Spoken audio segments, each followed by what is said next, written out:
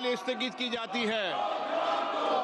तो देखिए, विपक्ष की तरफ से हंगामा किया जा रहा था और इस बीच लोकसभा की कार्यवाही को 12 बजे तक के लिए स्थगित कर दिया गया है। दूसरी तरफ राज्यसभा की कार्यवाही चल रही है।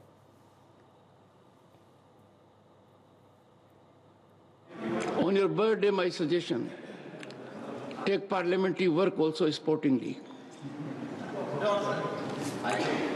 Sri Arun Singh is representing the state of Uttar Pradesh in this August House for a second term, 2019 to 2020 and 2020 counting.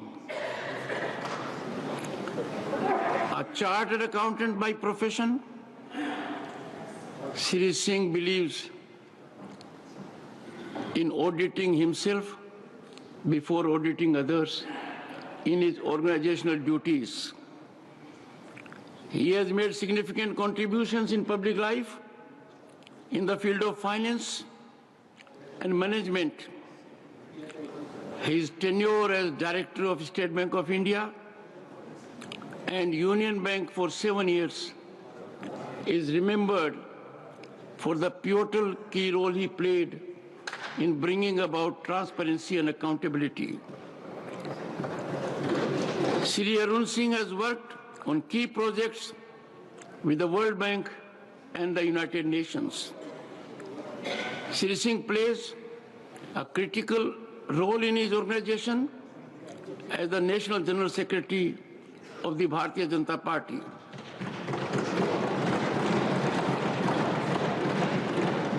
Sri Singh also has the distinction of being Secretary of the Dr. Shyama Prasad Mukherjee Research Foundation.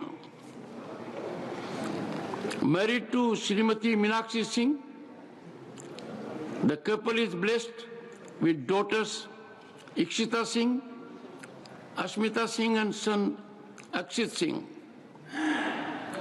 Sri Sukhendu Shekhar Ray,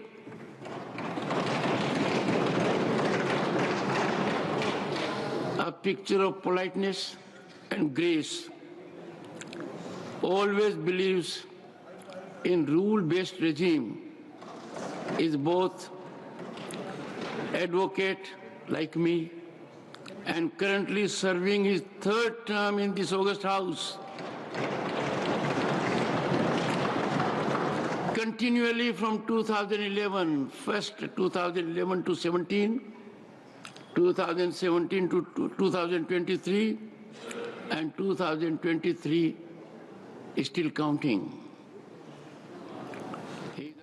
तो देखिए, इस वक्त राज्यसभा की कार्यवाही चल रही है, लेकिन दूसरी तरफ लोकसभा की कार्यवाही स्थगित हो चुकी है। और इस वक्त हमारे साथ हमारी पॉलिटिकल एडिटर अदिति नागर जुड़ गए हैं। अदिति, आज फिर से इसी तरह की संभावना थी कि विपक्ष का यही रुख देखने को मिलेगा। कल जिस तरह से वक्फ बिल को मंजूरी मिली, 12 घंटे तक कार्यवाही चलती रही, आज जैसे ही लोकसभा की कार्यवाही शुरू हुई, तुरंत विपक्ष का हंगामा और फिर 12 बजे तक के लिए स्थगित। बिल्कुल, आप देखिए, वैसे तो अक्सर इस तरह का चीज होती है क्योंकि आज आखिरी दिन है लोकसभा, और आज जब हाउस शुरू होता है उसके बाद जनगण मन के साथ, नेशनल एंथम के साथ सिनेडाई हो जाता है।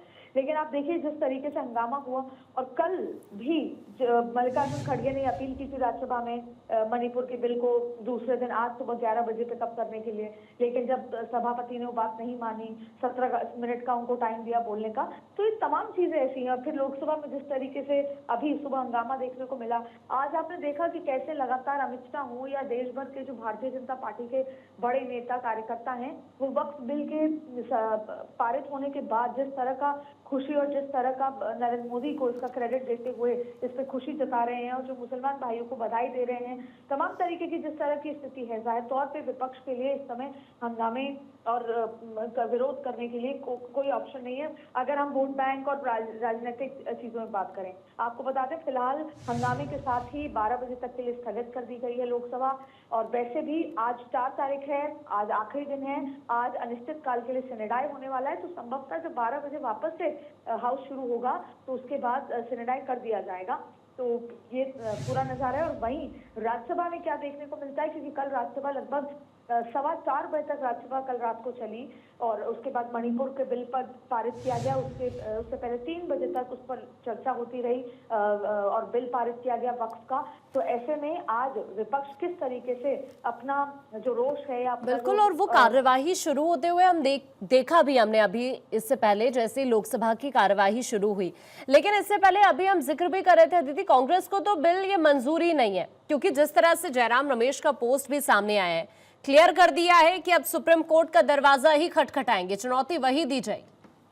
देखिए, इसी को लेकर सत्ता पक्ष कह रहा है कि ये वही बिल है जहां पर ये प्रावधान ही नहीं था कि आप हाई कोर्ट भी जाकर दरवाजा खटखटा पाए, जहां पर ये प्रावधान ही नहीं था कि आप कानून इस बिल को, ये जो वक्फ बोर्ड था, इसको कानून से भी ऊपर कर दिया था।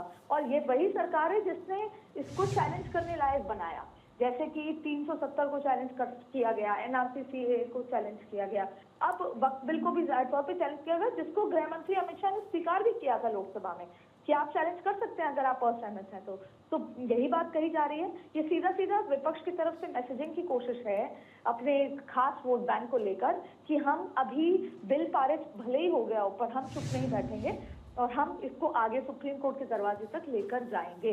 लेकिन आपको बता दें कि सत्ता पक्ष की बड़ी कामयाबी है कि ये ऐतिहासिक बिल, जिसको लेकर चाहे फिर आप वोट बैंक की राजनीति या राजनीतिक हलकों में किसी भी लिहाज से देखें, ये एक बड़ी कामयाबी है कि 370 पर विपक्ष ने जो ऑफेंस किया था, विरोध किया था, वो पारित हुआ। इसके अलावा महिला आरक्षण, ऐसे तमाम ऐतिहासिक बड़े बिल पारित हुए लगातार हो रहे हैं। और वक्फ जो एक राजनीतिक हलकों में वोट बैंक के लिहाज से, मैसेजिंग के लिहाज से एक बड़ी बात है, वो भी कल देर रात या यूं कहें कि सुबह तक पारित करा लिया गया दोनों हाउसेस के अंदर। तो अब ये विपक्ष के पास इकलौती बात ये है कि वो पार्लियामेंट से पेवमेंट तक इसको कैसे लेकर जाएंगे। और देखिए, आने वाले समय में विपक्ष अपनी राजनीति वक्त के नाम पे समझाना चाहेगा, वो हिंदू वोट बैंक में भी ये समझाना चाहेगा, हिंदू हलकों में भी समझाना चाहेगा कि आपके लिए तो महाकुंभ में कुछ किया नहीं, महाकुंभ में जिन लोगों की डेथ हुई, जैसे अखिलेश यादव ने कहा, उसके आंकड़े बताए नहीं, और आप देखिए कि किस तरीके से मुस्लिम समुदाय के हक की बातें हो रही हैं। और मुस्लिम समुदाय के एक बड़े हल्के को समझाया जाएगा, एक बड़े महकमे को समझाया जाएगा कि आपके साथ गलत हो रहा है। तो ये राजनीति है, आगे बढ़ेगी और ये एक्सपेक्टेड है, ये होगा ही। बिहार चुनाव से पहले कह लें या अभी जहां पर भी जैसे ही सेनेटाइज होने के बाद भी जो बयानबाजी होगी, प्रेस कॉन्फ्रेंसेस होंगे, ट्वीट होंगे, इनमें कई बार इस बात का जिक्र भी किया जाएगा। ऐसे में ये हंगामा लाजमी है। लेकिन आज आखिरी दिन है लोकसभा और राज्यसभा का, और आज संभवतः कभी भी ये हाउस सेनेटाइज कर दिया जा सकता है अनिश्चितकाल के लिए। बहुत बहुत शुक्रिया आपका अदिति, हमारे साथ जुड़ने के लिए। तो देखिए, अभी चूंकि लोकसभा की बात करें, फिलहाल के लिए 12 बजे तक के लिए कार्यवाही को स्थगित कर दिया गया है।